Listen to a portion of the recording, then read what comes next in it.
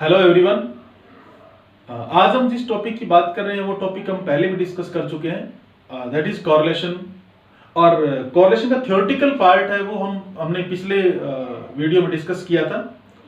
और उसमें मैंने आपको बताया था कि कॉरलेशन उसके टाइप कौन से होते हैं, कॉरलेशन उसकी डिग्रीज कौन सी होती है और कॉरलेशन के मेथड्स कौन से होते हैं। तो कॉरलेशन की डिग्री को मेजरमेंट करने के लिए दो मेथड होते हैं, मेन मेथड, ग्राफिक मेथड और अलजेब्रिक मेथड। ये मैंने आपको बताया था पहले भी। ग्राफिक मेथड है उसकी आगे दो ब्रांचेज आ जाती है, कॉरलेशन ग्राफ और स्कैटर डायग्राम। और अलजेब्रिक मेथड है उसको तीन तरीके से हम उसमें तीन ब्रांचेज आती है उसकी, कार्ल पियर्सन, स्पीयरमैन और कंकरेंट डेविएशन। यहां आप देख सकते हैं तो टोटल 5 मेथड आपके पास आते हैं, that is correlation graph, scatter diagram, Karl Pearson, Spearman और कंकरेंट डेविएशन। तो इन सभी मेथड्स को हम बार बार डिस्कस करते हैं। देखिए स्टैटिस्टिक्स में आपको हर सम को रट्टा मारने की जरूरत नहीं होती, आप इनका मेन मेथड समझिए। मैंने आपको पहले कहा था कि आप 5 मिनट में आप समझ जाएंगे। 5 मिनट का मतलब एक सांकेतिक भाषा है, आप बहुत कम समय में इसको समझ सकते हैं कि कैसे हम कॉरलेशन ग्राफ बनाते हैं, स्कैटर्ड डायग्राम कैसे बनाते हैं हम। और अगर दो वेरिएबल्स में या दो से ज्यादा वेरिएबल्स में कोरिलेशन निकालना तो किस तरीके से हम कार्ल पियर्सन का मेथड यूज करते हैं, रैंक में कैसे स्पीयरमैन का मेथड यूज करते हैं, या डिफरेंसेस निकालते होते हैं, कंकरेंट डेविएशन निकाल के हम और कंकरेंट डेविएशन मेथड कैसे यूज करते होते हैं। तो हम इनमें से 2 या 3 मेथड इस वीडियो में डिस्कस करते हैं। ध्यान से समझिएगा इस चीज को, बिना किसी स्टेटमेंट के मैं आपको ये आर्बिट्रेरी स्टेटमेंट लेंगे हम, उसी से मैं आपको ये मेथड समझा रहा हूं। हम कुछ किसी बुक की स्टेटमेंट को लेके मैं ये कोई सम नहीं करवा रहा आपको, आप इस मेथड को समझिए। अगर आप ये मेथड समझ पाते हैं तो इजीली किसी भी सम को आप सॉल्व कर लेते हैं। आइए, फर्स्ट हमारे पास है कोरिलेशन ग्राफ। तो कोरिलेशन ग्राफ अगर आपने बनाना होता है तो कोरिलेशन ग्राफ बनाने के लिए मान लीजिए आपको इस तरीके से दिया होता है, आपको ईयर दिए होते हैं, आपको प्रोडक्शन दिया होता है और कंजप्शन दिया होता है। ईयर कुछ भी हो सकते हैं, 90, 90, 91, 92 टाइम सीरीज की फॉर्म में दिए होते हैं। और प्रोडक्शन कुछ भी दिया हो सकता है, 45, 46 या जो भी, और ये हो सकता है 48, 50 और जो भी।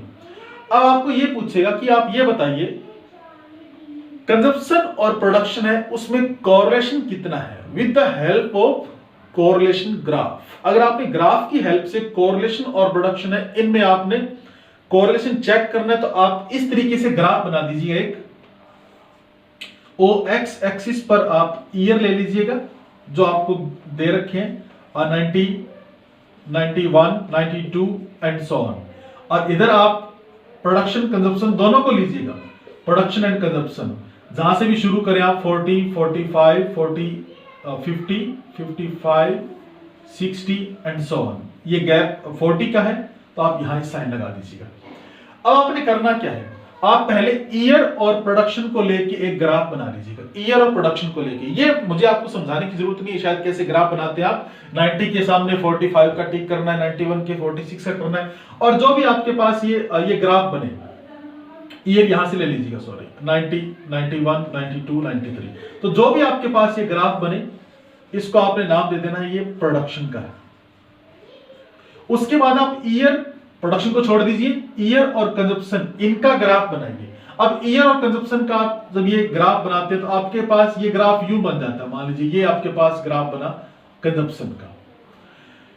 अगर सेम पॉइंट्स आ जाते हैं, सेम पॉइंट्स का मतलब प्रोडक्शन का आपने जो बनाया और कंजप्शन के जब आप पॉइंट्स लगाते हैं तो उसी पर आपके पॉइंट्स आ जाते हैं और कंजप्शन की लाइन प्रोडक्शन के ऊपर आ जाती है, तो ये परफेक्ट कोरिलेशन होगा प्रोडक्शन और कंजप्शन के बीच।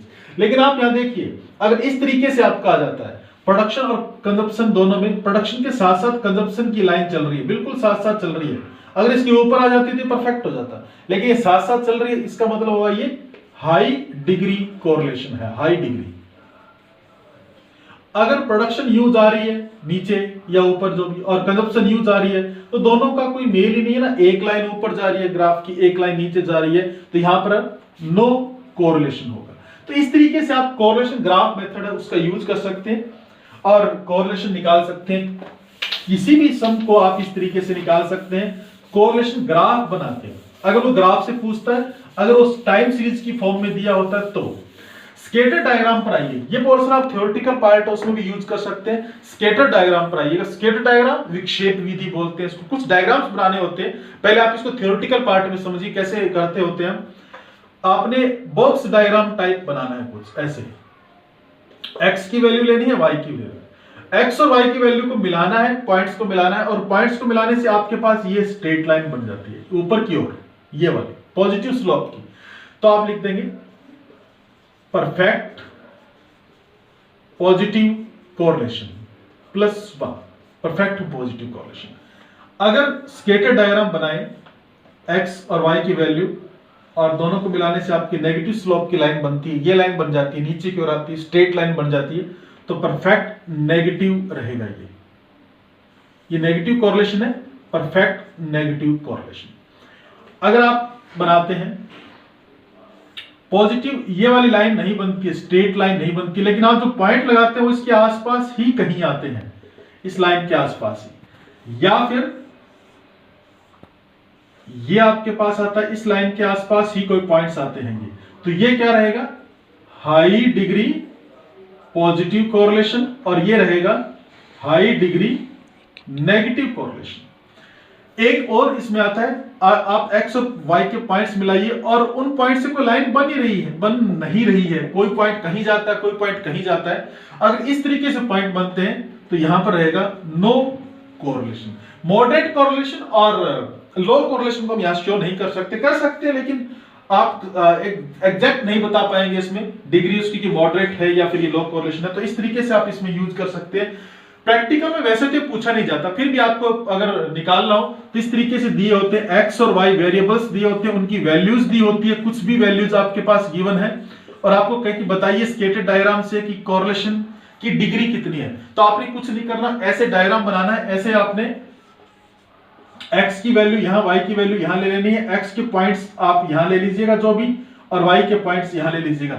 मान लीजिए ये 10 है, ये 20 है, तो आप ये 10 है और ये 20 है, एक पॉइंट लगा दीजिएगा ऐसे। मान लीजिए यहां पर ये 15 है, ये 30 है, जो भी, तो ये 15 का ये पॉइंट आता है और 30 का ये पॉइंट, आप एक पॉइंट लगा दीजिएगा। ऐसे आपने एक्स और वाई के पॉइंट्स मिलाने हैं और इसको एक बॉक्स टाइप में आप बना दीजिएगा। जो भी आपके पास लाइन बनती है, स्ट्रेट लाइन ऊपर की ओर जाती है, तो आप परफेक्ट पॉजिटिव आप ये कह सकते हैं। तो एक्स और वाई की वैल्यू दी होती है, उसको लेके आप ये स्केटर डायग्राम बना सकते हैं।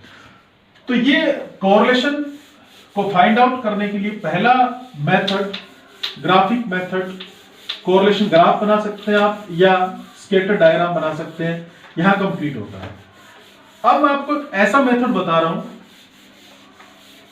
जो कोरिलेशन के किसी भी ऐसी स्टेटमेंट जो आपको दी हो और जिसमें आपसे पूछे कि कोरिलेशन कितना है, उसको आप निकालिएगा। तो कोरिलेशन आपने निकालना, उस मेथड को अप्लाई करके आप किसी भी स्टेटमेंट पर आप मेथड अप्लाई कर सकते हैं। That is Karl Pearson.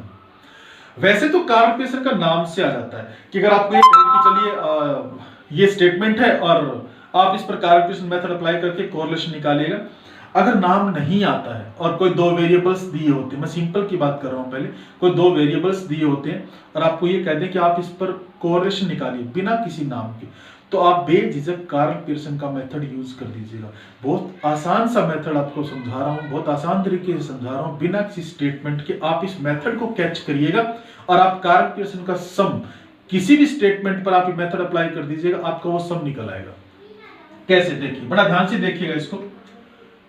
Variables दिए हैं एक्स और वाई, इस मेथड को कैच करिएगा, एक्स और वाई। पहला काम आपने करना है, टोटल कर लीजिएगा एक्स का, टोटल कर लीजिएगा वाई का। मेथड कैच करिए, कैसे निकालते हैं हम। एक्स का टोटल कर लिया हमने, वाई का टोटल कर लिया। आप एक्स का मीन निकाल लीजिए, वाई का मीन निकाल लीजिए, दोनों का मीन निकाल लीजिए। मान लीजिए इसका मीन आता है 15, इसका मीन आता है 17, मान लेते हैं। तो अगर ऐसा मीन आता है तो अगला स्टेप आपके पास जो रहेगा, सभी सम में आपने सेम स्टेप फॉलो करने हैं, x माइनस एक्स बार कर देना, x माइनस एक्स बार। इसको हम स्मॉल x भी लिखते हैं, x माइनस एक्स बार। डेविएशन होता है ये, x में से x बार सबट्रैक्ट करना है। ये x बार 15 है और यहां x की जो वैल्यूज होती है, ये वैल्यूज, उन सभी में से 15 सबट्रैक्ट करके आपने यहां लिखना है, x बार सबट्रैक्ट करके आपने यहां लिखना है, उसको स्मॉल x लिखते हैं। ऐसे ही आपने ये स्मॉल एक्स निकाला, इस स्मॉल एक्स का आपने स्क्वायर कर देना है, इसका आपने स्मॉल एक्स का स्क्वायर कर देना है, यहां इसकी स्क्वायर्ड वैल्यू आएगी टोटल जो भी। यही काम आपने y के साथ करना है, y माइनस वाई बार, ये y गिवन है, जो भी आपके पास गिवन होगा उसमें से y बार ये 17 सब्ट्रैक्ट करते जाइएगा और यहां लिखते जाइए। मान लीजिए ये 20 है, 18 है, 15 है, तो यहां क्या आएगा, ये 3 है, 1 है, -2 है, और जो भी आपके पास आता है वो इस तरीके से y बार, इसको स्मॉल y लिखना है आपने, स्मॉल y का स्क्वायर कर दीजिएगा। उसके बाद x और y को मल्टीप्लाई करना है। अब आप ध्यान दीजिए, मैंने जो एक्स वाई लिखा है वो स्मॉल एक्स वाई लिखा है, कैपिटल वाला नहीं लिखा है मैंने। स्मॉल एक्स वाई मतलब ये वाला x और ये वाला y। डेविएशन वाला आपने लेना है, स्मॉल एक्स वाई को मल्टीप्लाई कर दीजिए। स्मॉल एक्स वाई को मल्टीप्लाई, हर एक वैल्यू को अलग अलग से मल्टीप्लाई करना है, ऐसे मल्टीप्लाई करते जाइए और लिखते जाइएगा जो भी आप मल्टीप्लाई करते हैं स्मॉल एक्स वाई का। अब टोटल किन का करना है आपने, इसको टोटल करने की जरूरत नहीं है, इसको टोटल करने की जरूरत नहीं है, क्योंकि x minus X bar always zero, y minus Y bar always zero, हमेशा जीरो आता है ये। अगर जीरो नहीं आता है आपके सम में, अगर जीरो नहीं है तो आप उसको फिर से चेक कर लीजिए, फिर आपका सम गलत है, आप उसको रीचेक करिए। ओरिजिनल मीन जो है, उस मीन से डेविएशन निकालने पर जो उसका सम आता है, टोटल आता है, वो जीरो आता है, तो इनको देखने की जरूरत नहीं है। आप इनको टोटल कर लिए, small x square, small y square और स्मॉल एक्स वाई, आप इनका टोटल कर लीजिएगा जितने आपके पास आते हैं। तो एक्स स्क्वायर, वाई स्क्वायर और एक्स वाई, इनको टोटल कर लिया हमने। हमें सिर्फ ये तीन वैल्यू चाहिए, x y, y square, x square. आप एक सिंपल सा फॉर्मूला याद रखिएगा, हर सम पर ये फॉर्मूला आप अप्लाई कर दीजिएगा।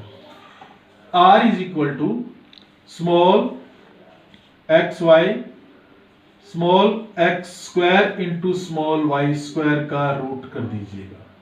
मान लीजिए आपके पास ये आता है 70 ऊपर वाला, ये आपके पास जो भी है 128, और ये आपके पास आता है मान लीजिए 126। ये तो आप सॉल्व कैसे करेंगे, पहले इनका स्क्वायर कर लीजिएगा, सॉरी इनका रूट कर लीजिएगा, रूट करके इनको मल्टीप्लाई कर दीजिएगा और जो भी आए 70 को उससे डिवाइड कर दीजिएगा। आपके पास एक आंसर आएगा 0 पॉइंट समथिंग ही आएगा, या मैक्सिमम 1 आ सकता है आपके पास। 1 से ऊपर आपके पास आंसर नहीं आएगा, क्योंकि 1 से ऊपर आंसर आने का मतलब होता है कि वो तो 100% से भी ऊपर कोरिलेटेड हो गया आपस में। 100% से ऊपर नहीं, 100% तक, 0 से 1 के बीच आंसर आएगा, may be positive may be negative.